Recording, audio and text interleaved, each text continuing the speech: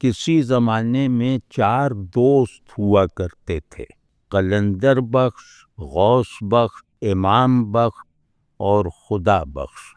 ایک ہی گاؤں میں ایک ہی دن پیدا ہوئے، ایک ہی اسکول، ایک ہی کالج اور ایک ہی یونیورسٹی میں پڑھے۔ یونیورسٹی سے نکلے تو فیصلہ کیا کہ جادو سیکھیں گے، دنیا کے سب سے دولت مند، طاقتور اور مشہور آدمی بن کر عیش کریں گے۔ والدین کی موت کے بعد سے خدا بخش کی حویلی خالی پڑی تھی، چاروں اسی میں رہنے لگے۔ ایک دن غوث بخش کو کچھ یاد آنے لگا، سب نے بہت سوچا، کسی کی سمجھ میں نہ آیا کہ غوث بخش کو کیا یاد آ رہا ہے۔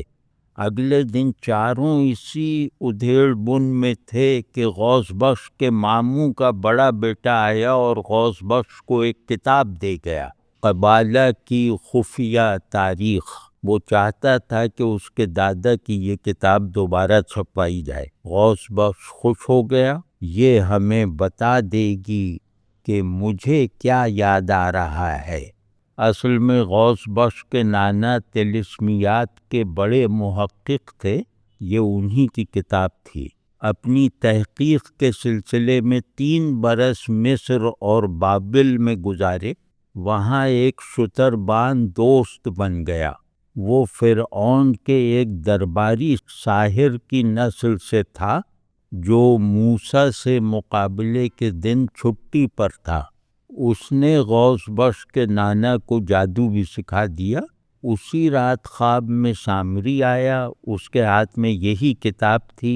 اس نے کتاب کھولی، صفحہ 111 دکھایا اور چلا گیا۔ صبح غوث بخش نے دوستوں کو جمع کیا اور اپنا خواب سنایا۔ امام بخش کے مشورے پر وہ صفحہ کھولا گیا۔ قلندر بخش عبارت سنانے لگا، یہ کوٹیشن ہے۔ سامری اور قارون نے آپس میں معاہدہ کیا، سامری ایک خدا بنائے گا جو موسیٰ کے خدا کو پچھاڑے گا، بدلے میں قارون اپنی آدھی دولت سامری کو دے گا، لیکن قارون کو موسیٰ کے رب نے مار دیا۔ سامری خدا بنانے کا نسخہ مکمل کر چکا تھا، اس واقعے نے اسے بددل کر دیا۔ نسخہ ایک کنویں میں دفن کر کے ٹھنڈے پہاڑوں میں چلا گیا۔ وہاں کے لوگوں نے اسی کو خدا مان لیا، اپنے خزانوں کی کنجیوں کا پہاڑ اسے دے دیا۔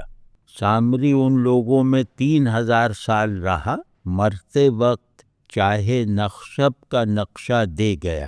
اس کنویں میں عریضہ ڈالنے والوں کی مرادیں پوری ہو جاتی ہیں۔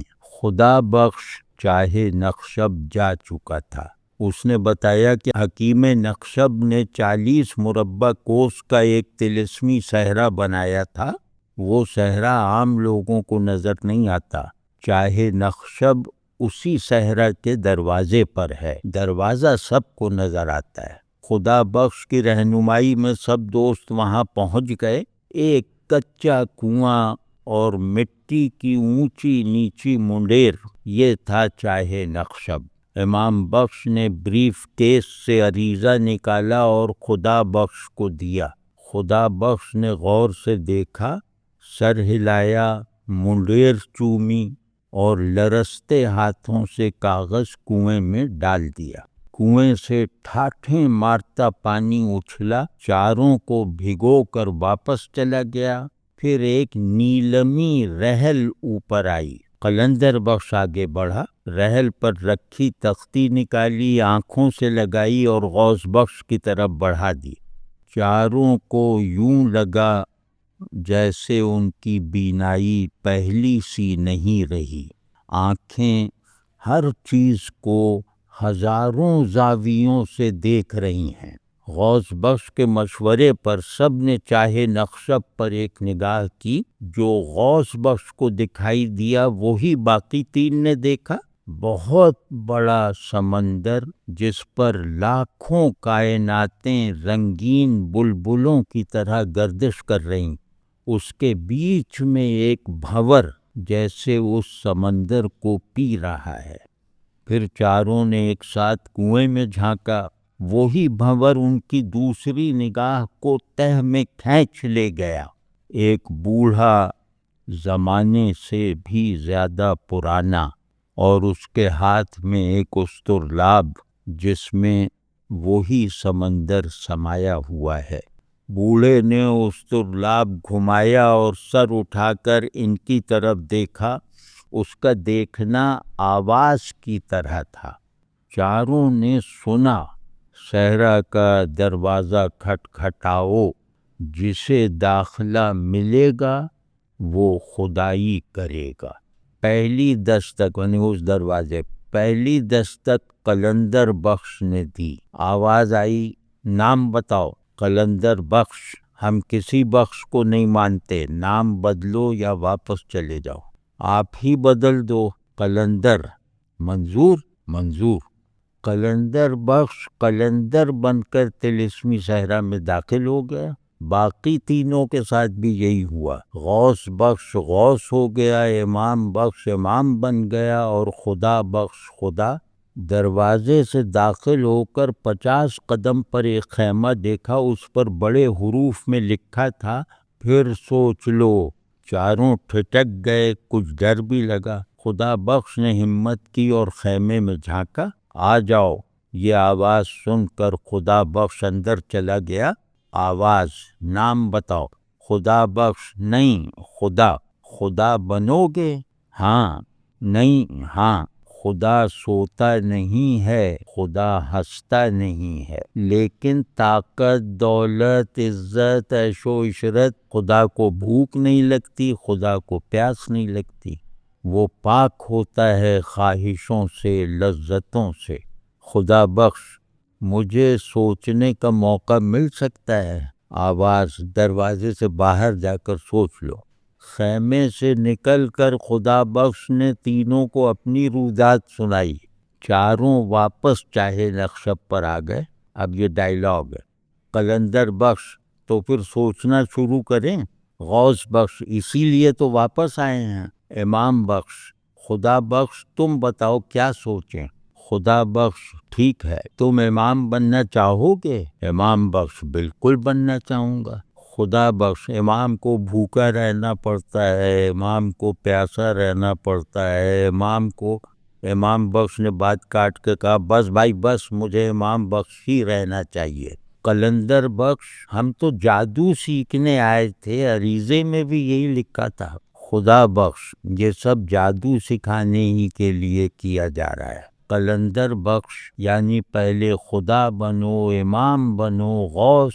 خدا بخش، ہاں، تب جادو سکھایا جائے گا۔ چاروں کوئی فیصلہ نہیں کر پا رہے تھے۔ امام بخش کے سوال پر غوث بخش کو ایک بات یاد آ گئی۔ عریضے کا جواب سمجھ میں نہ آئے تو کنویں میں منہ ڈال کر پوچھا جا سکتا ہے۔ ایسا ہی کیا گیا۔ اس مرتبہ کچھ دکھائی نہیں دیا، البتہ آواز وہی تھی۔ قلندر بخش قلندر کو مارے گا اور 15 ٹن زر خالص پائے گا۔ غوث بخش غوث کو زیر کرے گا اور 25 ٹن یاقوت سرخ کے علاوہ عراق کی بادشاہی سنبھالے گا۔ امام بخش امام پر غالب آئے گا اور بحر و بر میں چھپے خزانوں کا مالک بنے گا، اور خدا بخش خدا کو پچھاڑے گا اور خدائی پر لگی پابندیاں اٹھائے گا۔ وہ جو لذت وغیرہ سے منع کیا تھا نا۔ چاروں ایک ساتھ صحرا کے دروازے پر پہنچے۔ خوش آمدید کا بینر لگا تھا۔ جہاں خیمہ دیکھا تھا وہاں ایک سائن بورڈ نصب تھا۔ قلندر 1 کلومیٹر جنوب، غوث 1 کلومیٹر شمال، امام 1 کلومیٹر مشرق، خدا 1 کلومیٹر مغرب۔ خدا بخش نے مغرب کی طرف منہ کر کے نماز حاجت ادا کی۔ امام بخش نے مشرق کی طرف گھوم کر دعائے زیارت پڑھی۔ غوث بخش نے شمال کی طرف مڑ کر قصیدہ غوثیہ تلاوت کیا، اور قلندر بخش نے مختصر سا دھمال ڈال کر جنوب کی طرف سجدہ کیا۔ چاروں گرم جوشی سے گلے ملے، 10 دن بعد چاہے نقشہ پر ملنے کا وعدہ کیا اور اپنے اپنے حریف کی طرف چل پڑے۔ یہ ہے وہ